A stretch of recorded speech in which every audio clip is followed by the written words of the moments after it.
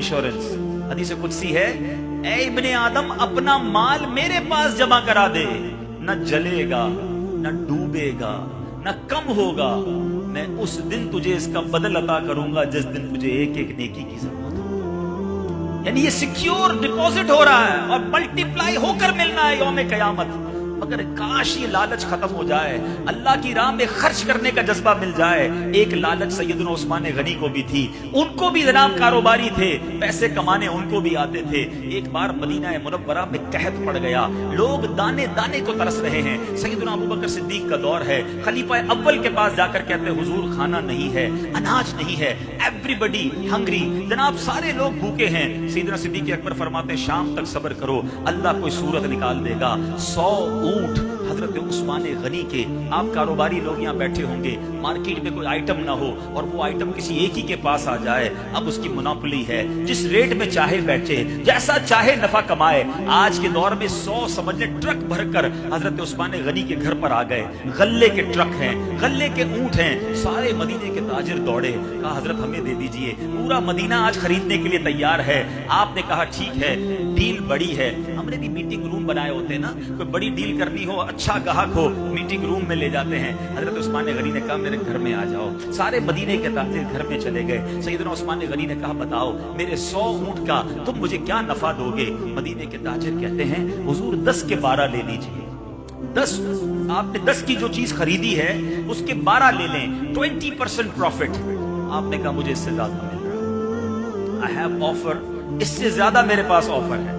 हुजूर 10 के 13 ले लीजिए, मेरे पास इससे ज्यादा की ऑफर है, मुझे इससे ज्यादा मिल रहे हैं। 14 ले लीजिए, क्या मुझे इससे ज्यादा मिल रहे हैं? कब 15 ले लीजिए, 10 के 15, 50% प्रॉफिट। आपने कहा मुझे इससे ज्यादा मिल रहे हैं। हुजूर एक बात तो बताएं, पूरे मदीने के ताजिर तो आपके सामने बैठे हैं, आपको हमसे ज्यादा ऑफर दे कौन रहा है?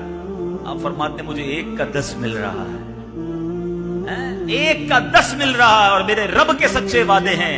ए मदीने के ताजिरों गवाह हो जाओ, ये 100 के 100 ऊंट में अल्लाह की राह में सदका करता है।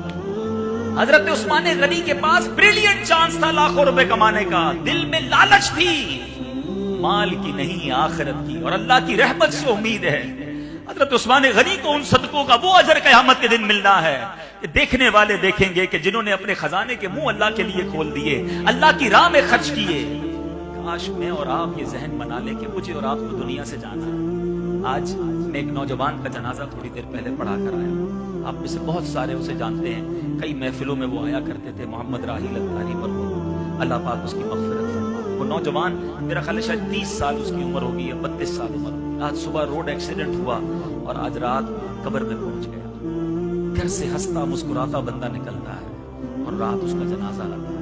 हमारा क्यों जहन नहीं बनता? हम क्यों दुनिया के पीछे मारे मारे फिर रहे हैं? छोटा घर है तो बड़ा हो जाए, बड़ा है तो और बड़ा हो जाए, एक गाड़ी है तो 2 गाड़ियां हो जाएं, बैंक बैलेंस और बढ़ जाए, मरना नहीं, जाना नहीं।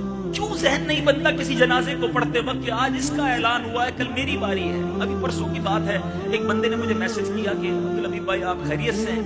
मैंने कहा जी बिल्कुल ठीक हूँ। कब मुझे अभी अभी मैसेज आया कि आपका इंतकाल हो गया। मुझे कहता है, फिर कहता है कैसे लोग गलत खबरें फैलाते हैं। आप यकीन करें उसके मैसेज के बाद मैंने सोचा आज ये मैसेज गलत था मगर कल सही भी तो चलेगा ना। आज ये रॉन्ग मैसेज चला के अब्दुल हबीब का इंतकाल हो गया, मगर आज नहीं तो कल कभी तो ये खबर आएगी ना। कब तैयारी करेंगे? ये क्यों हमारे जहन नहीं बनते कि मैंने दुनिया छोड़कर जाना है? उधर के लिए तैयारी करो, लालच करनी है और जरूर करनी है, मगर काश नेकियों की लालच हो।